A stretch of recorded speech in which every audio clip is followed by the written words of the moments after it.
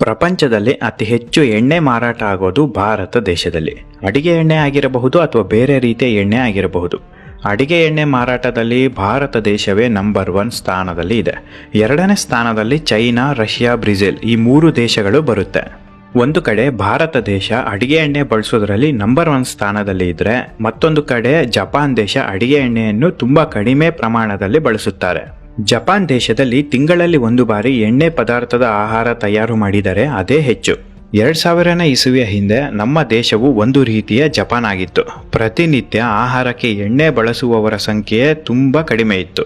2000 ಇಸವಿ ಆದ ಮೇಲೆ ಅಡಿಗೆ ಎಣ್ಣೆ ವ್ಯಾಪಾರ ಬರೋಬ್ಬರಿ 2000 ಪಟ್ಟು ಹೆಚ್ಚಾಗಿ ಬಿಡುತ್ತೆ. ಸ್ಟ್ಯಾಟಿಸ್ಟಿಕ್ಸ್ ಹೇಳಿರೋ ಪ್ರಕಾರ ಎಣ್ಣೆಯಲ್ಲಿ ಕರಿದ ಪದಾರ್ಥಗಳು ಭಾರತ ದೇಶದ ಜನರು ಅತಿ ಹೆಚ್ಚಾಗಿ ಸೇವಿಸ್ತಾರೆ. ನಮ್ಮ ದೇಶದಲ್ಲಿ 10 ಜನರ ಲೆಕ್ಕ ತೆಗೆದುಕೊಂಡರೆ ಅದರಲ್ಲಿ 9 ಜನ ಎಣ್ಣೆಯಲ್ಲಿ ಕರೆದ ಪದಾರ್ಥಗಳನ್ನು ಪ್ರತಿನಿತ್ಯ ಸೇವಿಸೋಕೆ ಇಷ್ಟಪಡ್ತಾರೆ. ಭಾರತ ದೇಶದಲ್ಲಿ ಈ ಅಡಿಗೆ ಎಣ್ಣೆ ವಿಚಾರವಾಗಿ ಪ್ರಪಂಚದಲ್ಲೇ ಅತಿ ದೊಡ್ಡ ದಾಳಿಯಾಗಿದೆ. ಈ ಘಟನೆ ಬಗ್ಗೆ ಗೊತ್ತಾದರೆ ಖಂಡಿತ ಶಾಕ್ ಆಗುತ್ತೆ.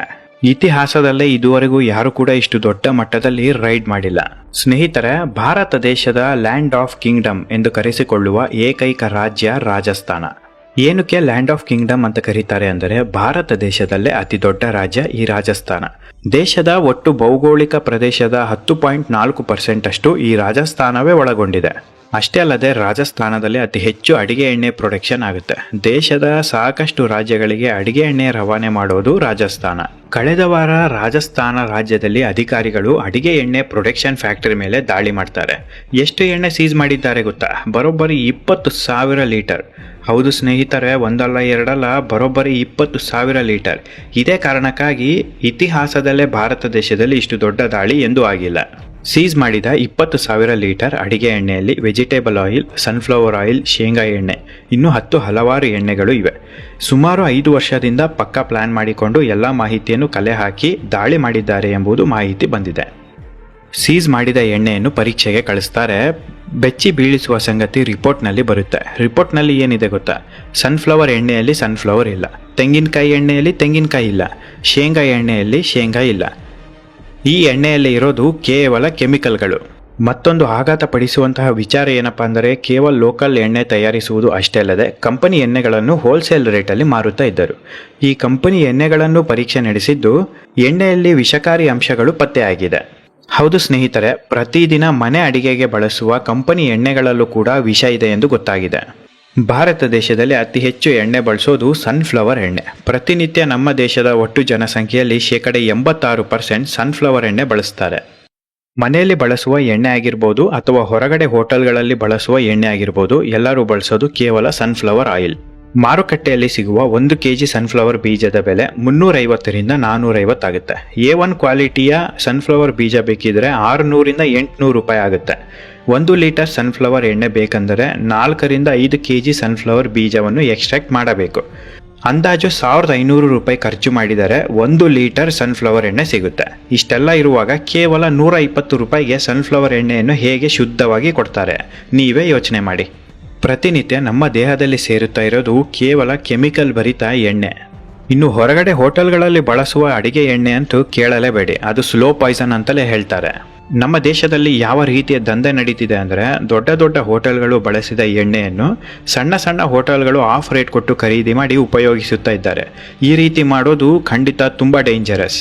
ಅಡಿಗೆ ಎಣ್ಣೆಯಲ್ಲಿ ಬಳಸುವ ಕೆಮಿಕಲ್ ಯಾವುದು ಗೊತ್ತಾ? Potassium nitrate, boric acid, aniline, yellow cochineal, caramel. ಈ ರೀತಿಯ ವಿಚಿತ್ರ ಕೆಮಿಕಲ್ ಬಳಸಿ ಅಡಿಗೆ ಎಣ್ಣೆ ತಯಾರು ಮಾಡ್ತಾರೆ. ಎಲ್ಲ ರೀತಿಯ ಎಣ್ಣೆಗಳಿಗೆ ಇದೇ ರೀತಿಯ ಕೆಮಿಕಲ್ ಬಳಸಿ ಎಣ್ಣೆ ತಯಾರಿಸ್ತಾರೆ.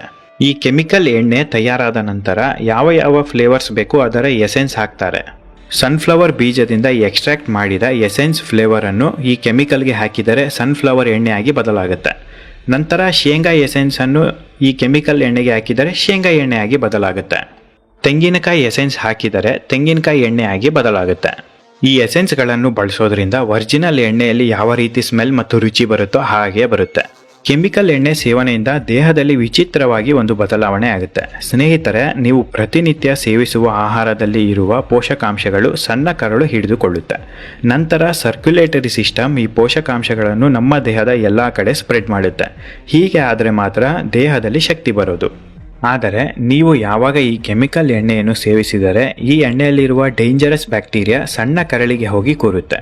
ಸಣ್ಣ ಕರಳು ಆಹಾರದ ಪೋಷಕಾಂಶಗಳನ್ನು ಹಿಡಿದುಕೊಂಡಾಗ ಈ ಬ್ಯಾಕ್ಟೀರಿಯಾಗಳನ್ನು ಆ ಪೋಷಕಾಂಶಗಳನ್ನು ತಿಂದು ಬೆಳೆಯಲು ಆರಂಭ ಮಾಡುತ್ತೆ.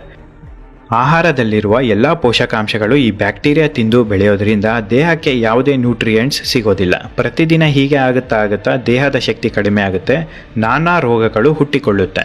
ಈ ಕೆಮಿಕಲ್ ಎಣ್ಣೆ ಸೇವನೆಯಿಂದ ನಮ್ಮ ದೇಶದಲ್ಲಿ ಕೇವಲ 14 ವರ್ಷದ ಮಕ್ಕಳಿಗೂ ಡಯಾಬಿಟಿಸ್ ಬರ್ತಾ ಇದೆ. ಹಾಗಿದ್ದರೆ ನಾವು ಯಾವ ಎಣ್ಣೆಯನ್ನು ಉಪಯೋಗಿಸಬೇಕು ಎಂದು ನೀವು ಕೇಳುವ ಪ್ರಶ್ನೆಗೆ ಉತ್ತರ ಕೂಡ ಇದೆ.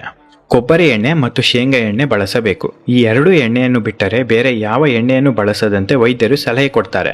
ನಿಮ್ಮ ಊರಿನಲ್ಲಿರುವ ಗಾಣದ ಎಣ್ಣೆ ತಯಾರಿಕೆ ಕೇಂದ್ರಗಳಲ್ಲಿ ಖರೀದಿ ಮಾಡಬಹುದು. ನಿಮ್ಮ ಕಣ್ಣ ಮುಂದೆಯೇ ಎಣ್ಣೆ ತಯಾರು ಮಾಡಿ ಕೊಡುತ್ತಾರೆ. ಸ್ನೇಹಿತರೆ, ಕೇವಲ 5 ವರ್ಷಗಳಲ್ಲಿ ಗಾಣದ ಎಣ್ಣೆಯ ಕೇಂದ್ರಗಳು ರಾಕೆಟ್ ಸ್ಪೀಡಲ್ಲಿ ಹುಟ್ಟಿಕೊಳ್ಳುತ್ತಾ ಇದೆ. ಪ್ರತಿ ಊರಿನಲ್ಲಿ 2 ರಿಂದ 3 ಎಣ್ಣೆ ಗಾಣದ ಕೇಂದ್ರಗಳು ಬಾಗಿಲು ತೆರೆದಿದೆ. ಓಲ್ಡ್ ಈಸ್ ಗೋಲ್ಡ್ ಅಂತಾರಲ್ವಾ, ಹಾಗೆ ಗಾಣದ ಕೇಂದ್ರಗಳು ಹುಟ್ಟಿಕೊಳ್ತಾ ಇರೋದು ತುಂಬಾ ಸಂತೋಷದ ವಿಚಾರ.